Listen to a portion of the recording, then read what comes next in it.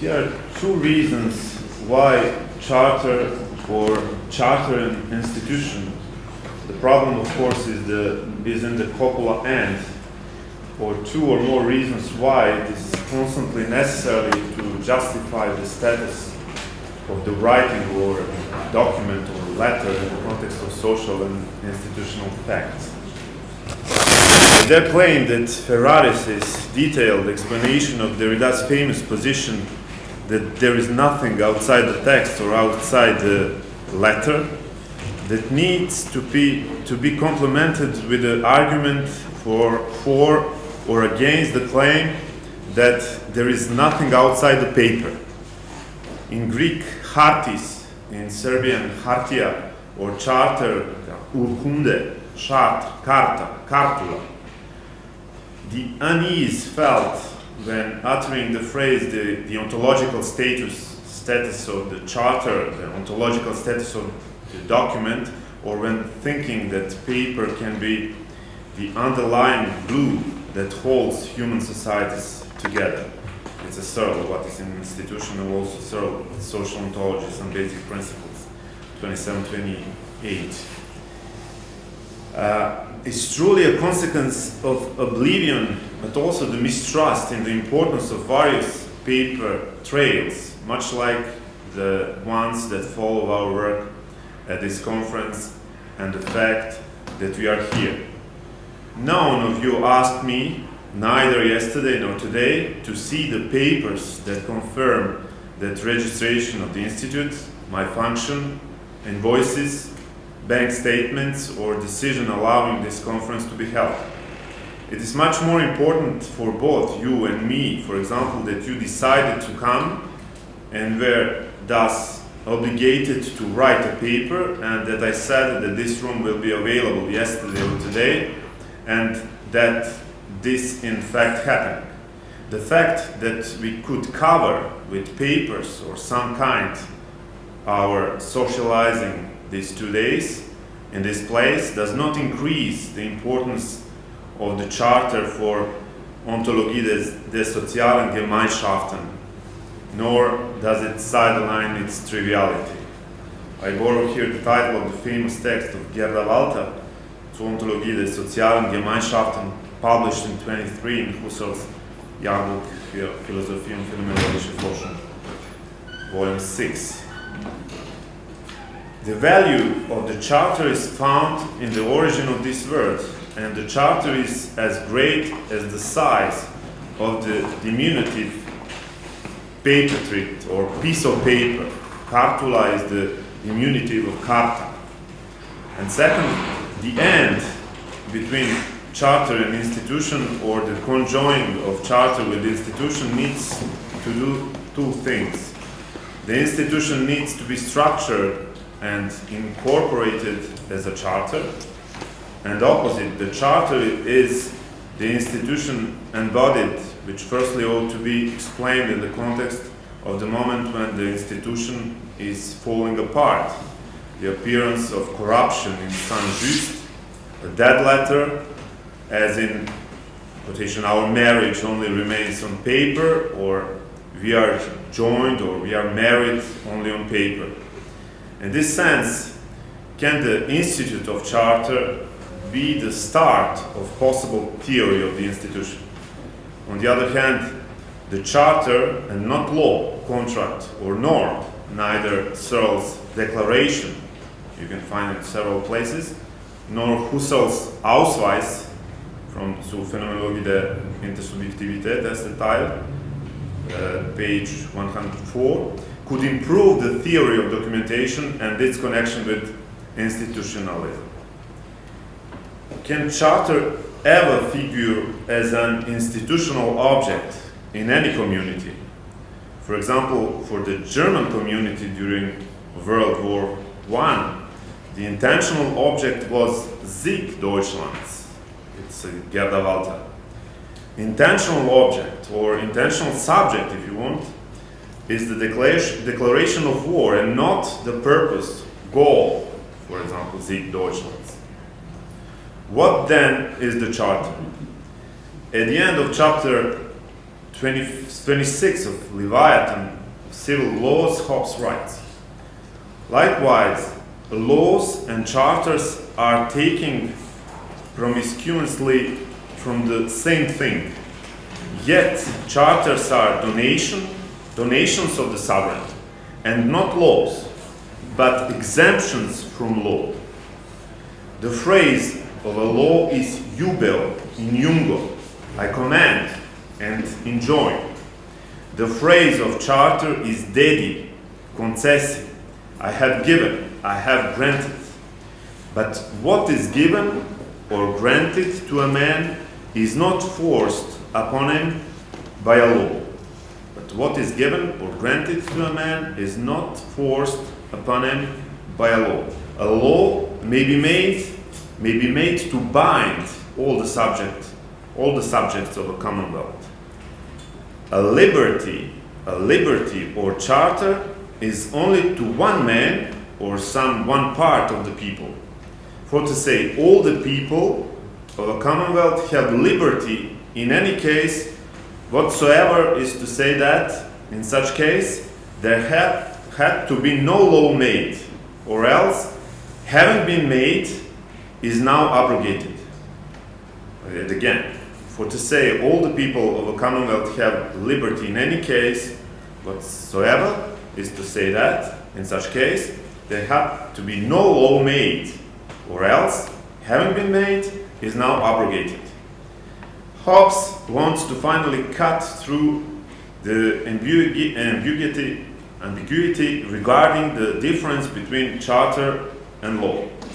If we look at Hobbes' understanding of the institution and his use of the verb to institute, the decisive act of creation or act of establishing or an order, to institute for Hobbes, order, it seems that charter can have nothing to do with the institution. In order to truly first examine and then defend the connection between institution and charter, and to truly construct the origin of the institution from privilege as a gift of the sovereign, and to show that the institution ensures freedom, several steps are necessary. More than 50 years ago, in his first book, Instinct et Institution, Deleuze, 53, consisting of a short introduction and 66 fragments about the institution, Gilles Deleuze showed a certain number of key commentaries and the interpretation of the institution.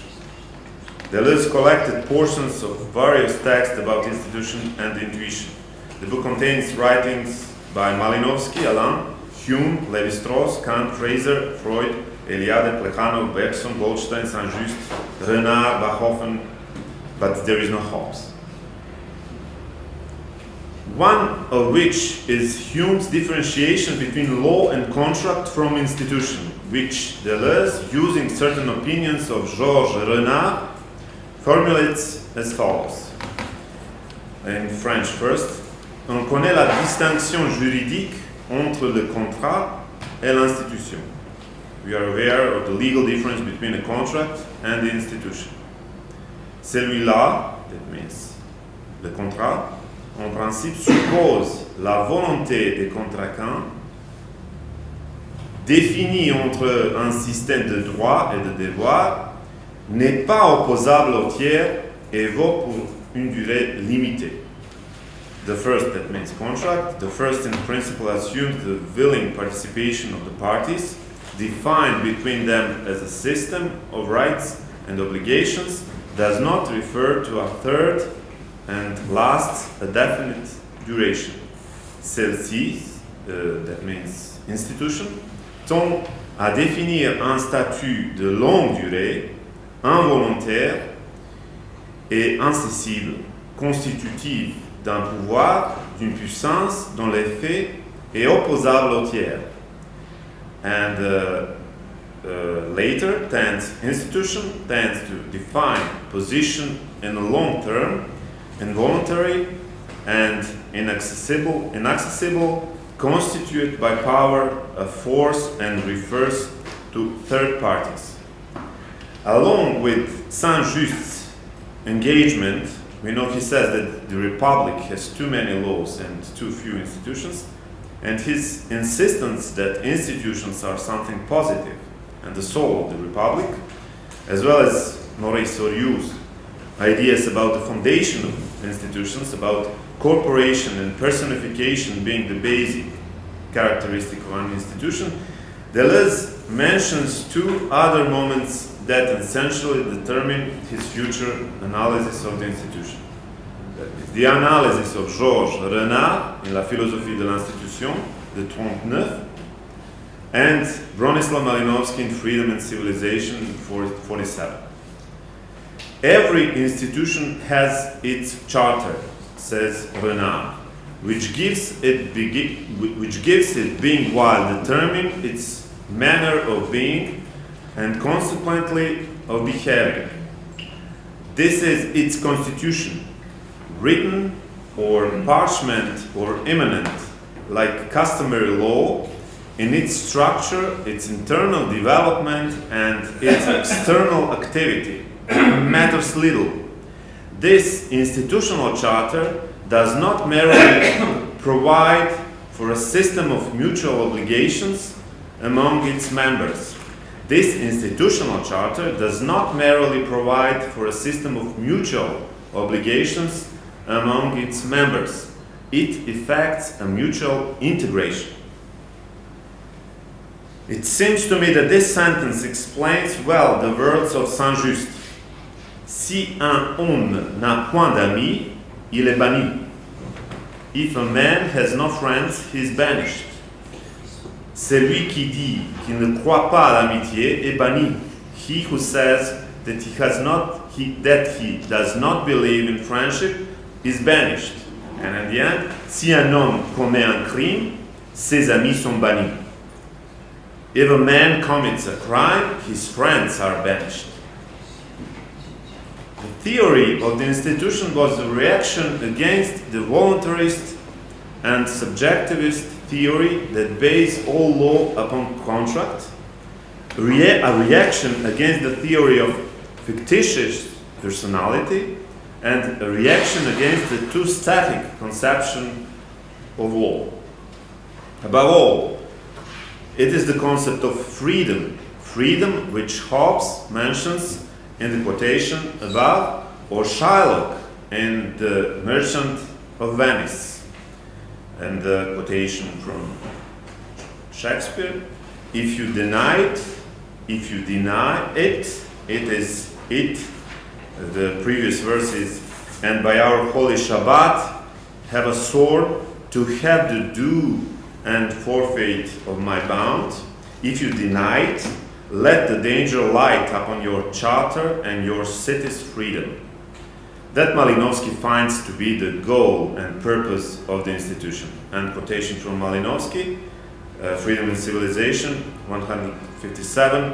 No man ever achieves anything new or old, fundamental or peripheral, sound or fantastic, through his own unaided efforts.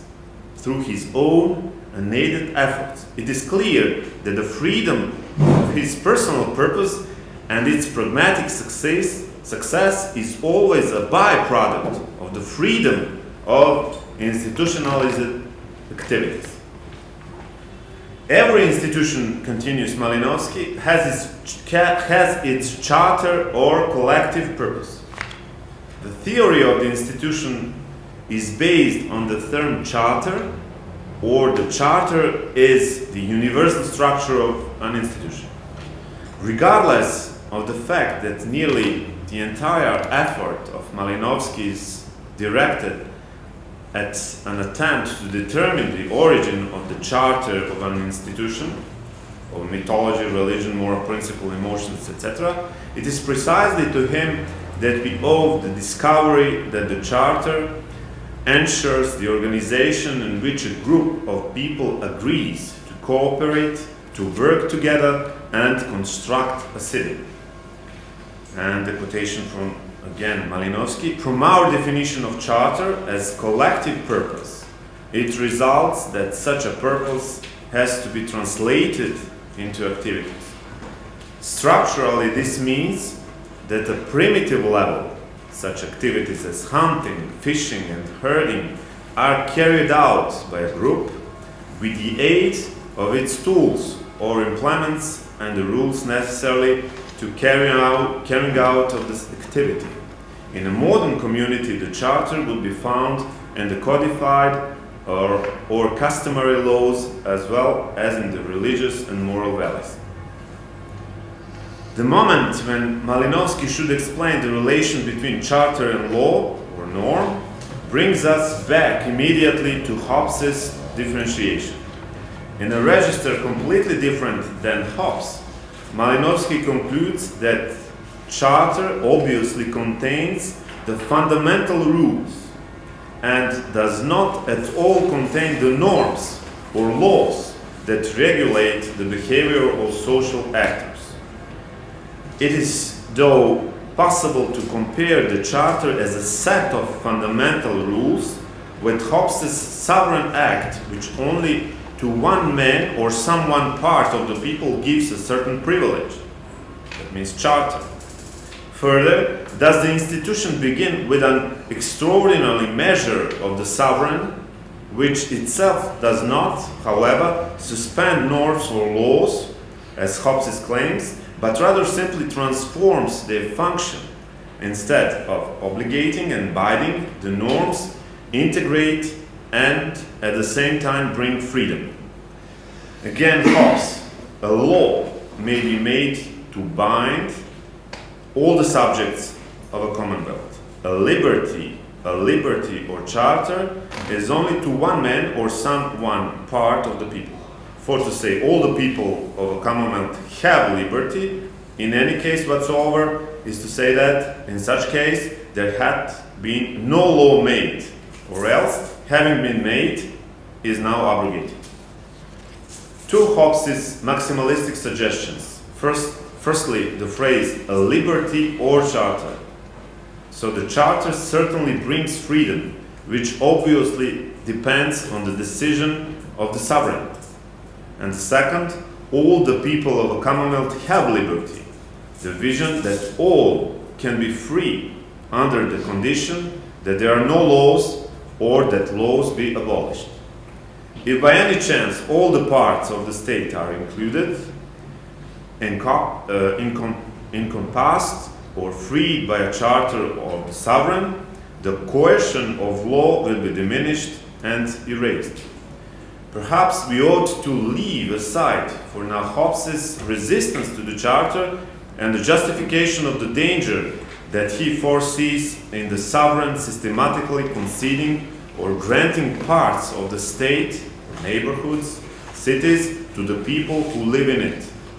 Much more interesting is that Hobbes notices the importance of this act of the sovereign and its oversome power to erase the force of its own laws by way of a single public act and find a completely new social order which paradoxically does not yet threaten the sovereign.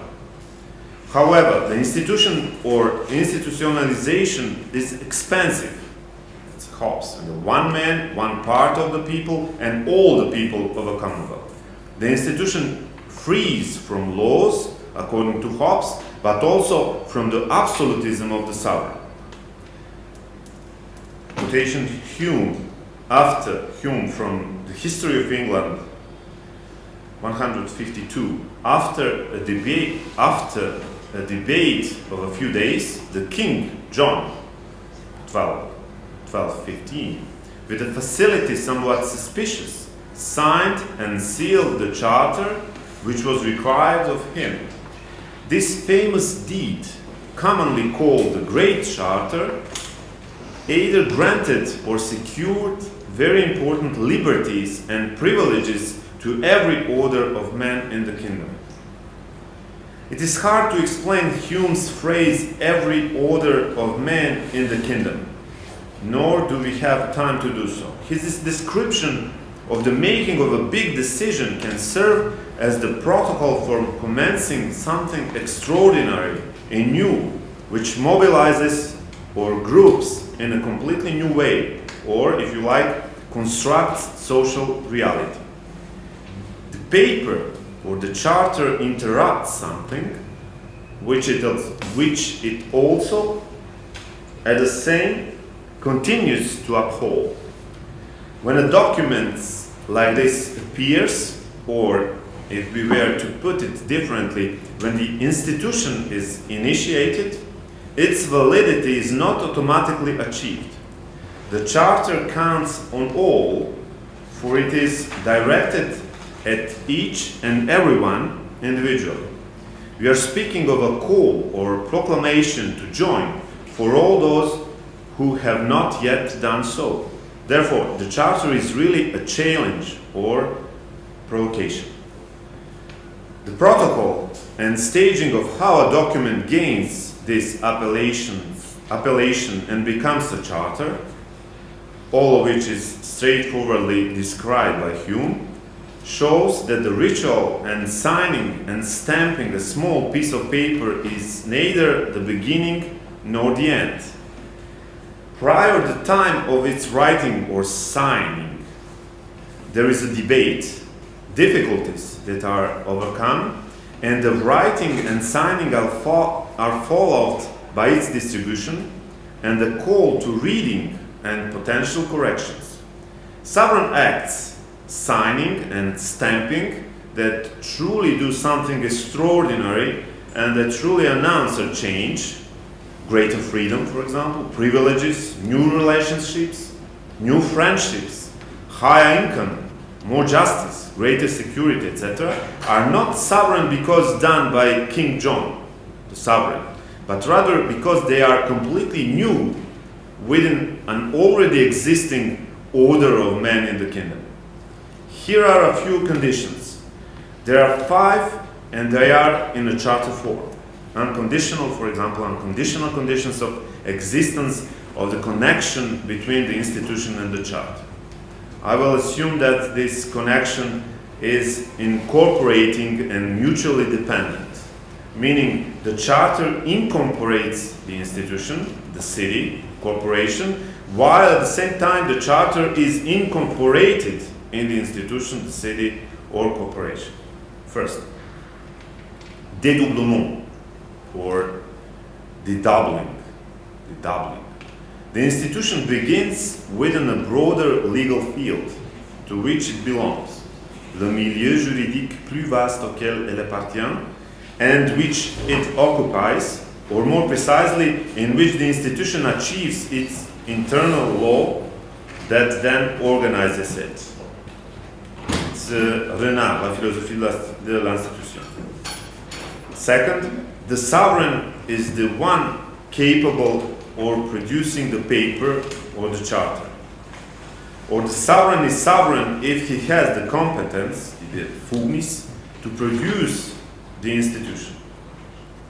Sovereign is sovereign if he has the competence to produce the institution. I'm calling attention here to the difference between Gesetz and Satzung that Otto von Guercke makes in 1895, Deutsches Privatrecht, Volume 1. According to him, different organized communities have the capability to create rights, Rechtserzeugung, and although the sovereign state leads in this regard, it has not exclusive right to create right. The state or sovereign creates law, Gesetz, but Guercke emphasized that any collective which is not a state but is autonomous or autonomy can create a legal act, Satzung. Institutional competence possesses only the one who can produce the charter. We speak of the institution only if the sovereign or group of people can adopt a common document, charter, publicly, after a debate. Let's forget now collective intentionality, a complicated debate, and if the charter ensures the freedom of anyone to leave the group, and the possibility that a third or absent person join the group. That's the third party.